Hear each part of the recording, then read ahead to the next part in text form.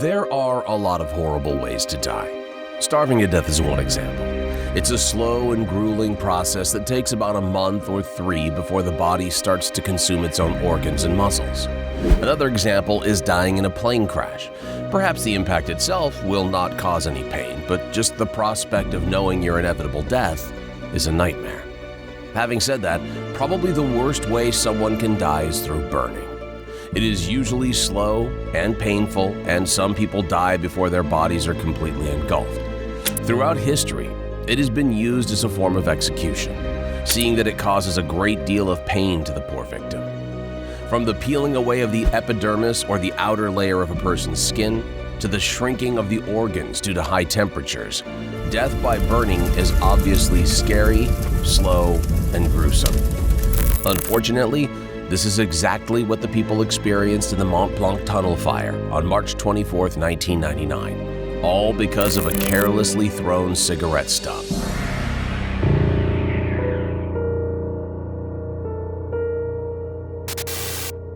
The Mont Blanc tunnel is a long vehicular tunnel connecting Chamonix, Haute-Savoie in France with Courmayeur-Aosta Valley in Italy. It sits under the Mont Blanc mountain in the Alps and serves as one of the major trans-alpine routes. For Italy, this is especially useful since they rely upon the transport of 1/3 of their freight to northern Europe through the Mont Blanc tunnel. The tunnel also serves as a shortcut route from France to Turin, reducing the travel distance by 50 kilometers and to Milan by 100 kilometers. Although it was built in 1959, the idea for the tunnel had long been conceived way before the plan was initiated. In the early 19th century, the residents of the Duchy of Aosta expressed their wish to the House of Savoy in creating a tunnel under Mont Blanc to connect the two sides between the Alps. However, this request was not approved and followed through by any project. For decades, entrepreneurs, engineers, and politicians were interested in the making of the tunnel, but due to international conflicts, the plans stalled, and eventually, the project was put to a halt. Finally, in 1954 and 1957, 2 companies on both countries were established: the SITMB in Aosta, Italy, and the STMB in France. Through these 2 institutions, the plan for the Mont Blanc tunnel finally materialized. Creating the route was a tremendous undertaking, with triangulations of the mountain done in high altitudes and extreme climatic conditions. These had to be done by the late surveyor Pietro Alleria. Unfortunately, during these initial triangulations, 2 mountain guides disappeared. In 1959, after surpassing the odds and difficulties in preparing for the creation of the tunnel, the initiative was finally realized and excavations began. The 2 companies agreed to meet each other halfway, digging 5,800 meters each from their side. The Italians started excavations on their side in January, and after a few months, the French followed suit by June.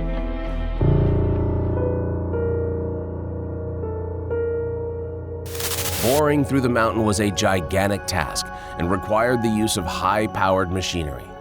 The excavators used a jumbo boring machine installed with a series of compressed air power management systems. The machine weighed 100 tons and carried 16 perforating drills that were mounted on 4 different levels or floors. After 3 years of digging, the 2 sides finally met in the middle of the tunnel on August 3, 1961. It took another 3 years to complete the pavement of the road and the installation of the tunnel entrance aprons and technical equipment. After 7 years, on July 19, 1965, the Mont Blanc tunnel was completed and officially opened for public traffic.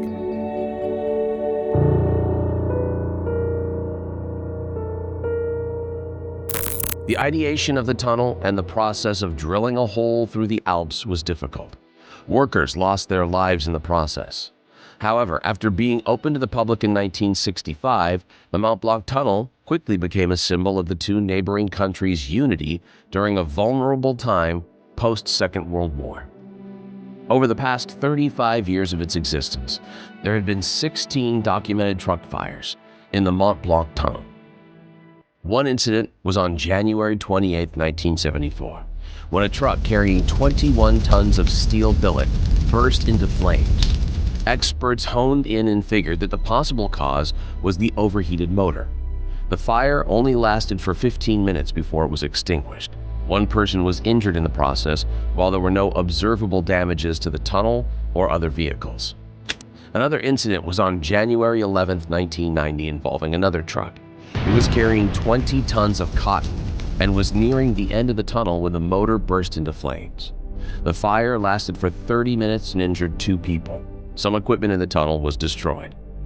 These were just examples of cases in the Mont Blanc tunnel. However, the fires were put out quickly. What preceded the morning of March 24, 1999, was the worst fire incident in the history of the Mont Blanc tunnel. On the fateful day of the accident, there was a bit more traffic than usual heading through the Mont Blanc tunnel. However, nothing seemed to be out of the ordinary. At 10:46, one transport truck passed through the French toll gate and headed inside the 11-kilometer stretch. The driver was a 57-year-old Belgian man named Gilbert de Grave, who had 25 years of truck driving experience. This was usual as thousands of trucks passed through the tunnel every day. Gilbert's refrigerated truck was loaded with 9 tons of liquid margarine and 13 tons of flour, which he needed to deliver to a factory in Milan. At 10:47 a.m., Gilbert entered the tunnel and drove at a usual speed of 60 kilometers per hour. Mont Blanc Tunnel had a 70 kilometers per hour speed limit for all vehicles, so Gilbert was well below it. In the tunnel, the usual 40 closed-circuit TV cameras monitored all the vehicles that entered. At 10:49 a.m., 2 minutes after he made his way through the tunnel, smoke began to escape from Gilbert's refrigerated truck. Unfortunately, it was not picked up by the closed-circuit TV cameras. Gilbert did not notice this as well and just continued driving through the tunnel. At this point, he was 2 kilometers in. At 10:50 a.m., the volume of the smoke escaping increased. Gilbert was nearing the middle of the tunnel. In the tunnel, there were 9 sensors that ran across its length. These sensors would trigger an alarm to notify officials on both ends of the entrance if visibility inside the tunnel is reduced by 30%. However, the smoke from the truck was not dense enough yet for the sensors to pick it up. Gilbert saw the smoke but thought nothing of it, so he continued to drive through the tunnel like he normally would. At 10:51 a.m., concerned drivers passing by Gilbert from the opposite direction noticed the increasing white smoke from the truck. They decided to notify him by flashing their headlights. The smoke started to bellow from the truck and reached the roof of the tunnel. More drivers flashed their lights at Gilbert as he drove through the tunnel. At 10:52 a.m., the smoke became dense enough that the sensors picked them up. The alarms were triggered in the French control room. Unfortunately, the Italian control room was not notified of this because on March 23rd, the previous day, there was a false alarm and the officials had to turn the sensors off. Inside the French control room, the officials knew there was something wrong, but they could not pinpoint the source of the smoke. Meanwhile, both entrances were still open and cars continued to enter the tunnel. At 10:53 a.m., Gilbert could no longer ignore the smoke, and so he decided to stop. At this point, Gilbert's truck was at the 6-kilometer mark of the 11-kilometer tunnel. He got out of the vehicle. In an interview, Gilbert said, "As I drive, the smoke is increasing. I put on my hazard lights to warn the people behind and avoid an accident." As he got out of the vehicle, Gilbert noticed that the smoke was much more visible. A queue of cars quickly formed behind the truck. Gilbert tried to get a hold of the fire extinguisher, but unfortunately, the whole cabin was in flames already. Suddenly, the truck exploded. Gilbert panicked and ran for his life towards the Italian entrance, leaving the truck behind as it continued to exude toxic fumes. Meanwhile, the queue behind Gilbert's truck grew longer. At this time, there were 38 people lined up from behind Gilbert's truck all the way back to the French side entrance of the tunnel. Unfortunately, none of them could see the danger that they were in. At this time, the 8.6 by 4.35 meter tunnel was starting to fill up with black smoke from the flames. None could have predicted that in just a matter of seconds, the entire tunnel would turn into a blazing fire. Although the French officials were alerted already, they hadn't realized yet the gravity of the situation. As a result, the entrances were still left open. At 10:54 a.m., Gilbert's truck had been on fire for approximately 1 minute now, and it continued to exude toxic fumes and black smoke that filled up the tunnel. Seeing the increasing smoke and fire, a concerned motorist called for help using one of the emergency phones attached to the walls. He rang the Italian control room, and immediately the officials reached out to the French side. As the officials checked the cameras, however, they could not find the truck because the smoke had already grown thick black. Immediately, the tunnel entrances were closed on both sides, trapping the 38 people that formed in a queue behind Gilbert's truck. At 10:56, thick black smoke quickly started to envelop the cars behind Gilbert's truck. However, on the Italian side, the smoke was not spreading as quickly, allowing the entering cars to reverse away from danger and towards the exit. An Italian officer in the control room saw them and initiated the fresh air pump toward the fleeing vehicles. Unfortunately, this well-intended act caused the black smoke to spread faster toward the French side. The fire grew larger and produced more black smoke. At 10:57 a.m., the alarm finally alerted the tunnel's rescue team, who were on standby at the French entrance. A 4-man rescue team prepared to go into the blazing inferno. At 10:58, there was almost no visibility from the cameras due to the smoke. As the French rescue team entered the tunnel, they were not aware that 38 people were stuck behind the blazing truck. At this point, some of the drivers began to panic and tried to drive away. However, the lack of oxygen quickly extinguished their engines. Desperate, some tried to escape to the fireproof rooms situated every 600 meters in the tunnel. However, the lack of visibility threw them into confusion, and most of them just lost consciousness. At 11 a.m., firefighters from a nearby town in France quickly assembled to head into the tunnel. Unfortunately, the thick smoke completely engulfed their vehicles upon reaching, and all visibility was lost upon reaching 4 kilometers into the tunnel. The firefighters desperately abandoned their vehicle and headed into a maintenance room. On the other side, Italian rescuers had a much easier time entering the tunnel because the smoke was spreading more slowly. As the rescuers neared the trapped inside, suddenly, disaster struck. 6 quick and consecutive explosions stopped the rescuers in their tracks. The truck's tires exploded and sent sharp debris flying everywhere. Eventually, the undeterred rescuers reached the trapped people, including Gilbert, and they quickly made their exit through the Italian exit. At 11:11 a.m., Italian firefighters tried to fight the blaze. Unfortunately, due to the low visibility caused by the thick smoke, they quickly had to retreat into one of the fireproofed rooms. Suddenly, a report of a trapped colleague reached them and prompted them to rescue him. The firefighters walked in a line with one hand along the walls of the tunnel so they could navigate. After 10 grueling minutes, they could not find the trapped colleague and had to make their way back to the fireproof room that was now beginning to exude smoke. The firefighters realized they were quickly running out of breathable air. Suddenly, the operation commander outside told them that a ventilation duct situated beneath the tunnel could offer them a means to escape. The firefighters quickly went to look for the doorway toward the ventilation duct.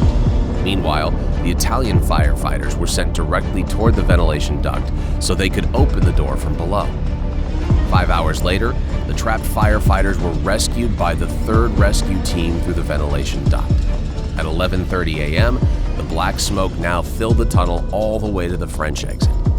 The firefighters tried desperately to enter the tunnel. However, their vehicle had to retreat because of the danger. The fire raged for 53 hours before it was extinguished. 38 people in total died. 29 of them were trapped in their vehicles, while the other 9 desperately tried to escape on foot.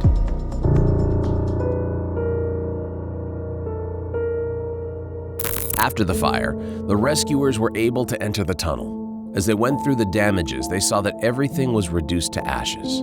They could only imagine the horrible death the 38 people that perished experienced. Multiple causes for the fire were brought up and speculations began. The investigators quickly turned their attention to Gilbert's transport truck. After intensive tests for the engine, there were no signs that the truck overheated.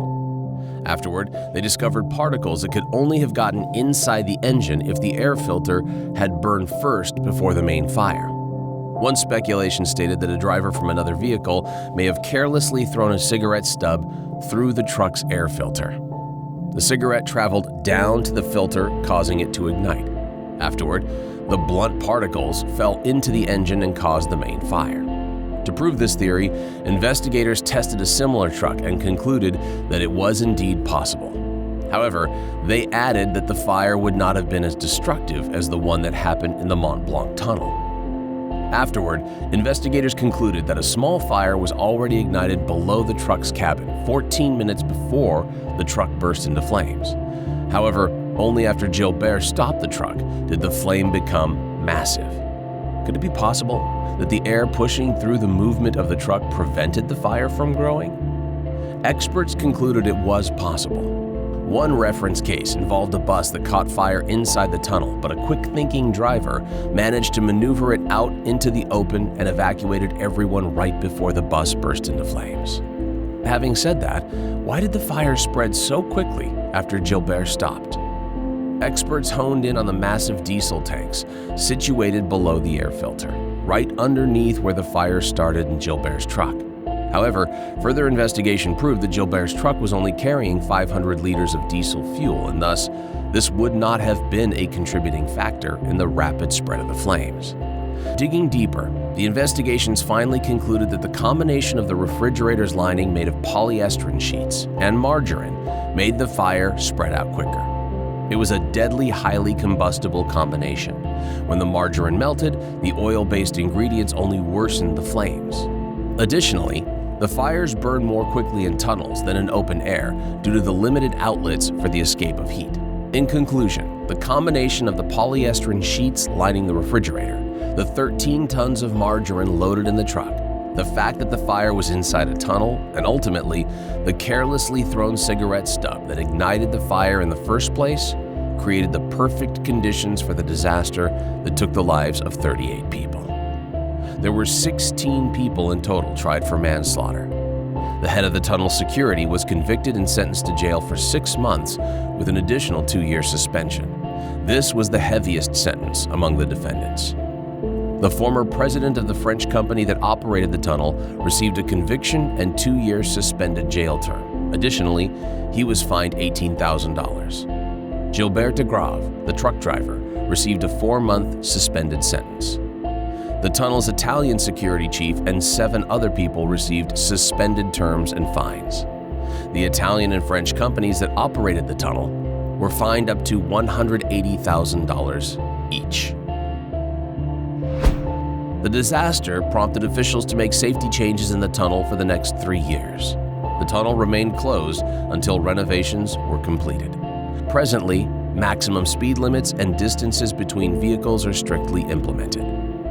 Do you remember previously that there had been 16 documented cases of truck-related fire incidents? The last one, on March 24th, prompted the tunnel officials to install sophisticated thermal sensors at the entrances for trucks. Computerized detection equipment, extra security bays, a parallel escape shaft, and a fire station with fire trucks in the middle of the tunnel were added in response to the disaster. Because of the firefighters' experience in the fireproof rooms, the tunnel officials added vents in the rooms that pushed clean air. The Italian company responsible for building and operating half of the tunnel, SITMB, paid a fine equivalent to $17.5 million to help fund the families of the victims. The families of the people that died in the tunnels still mourned their losses. As time went on, unanswered questions about how they died remained.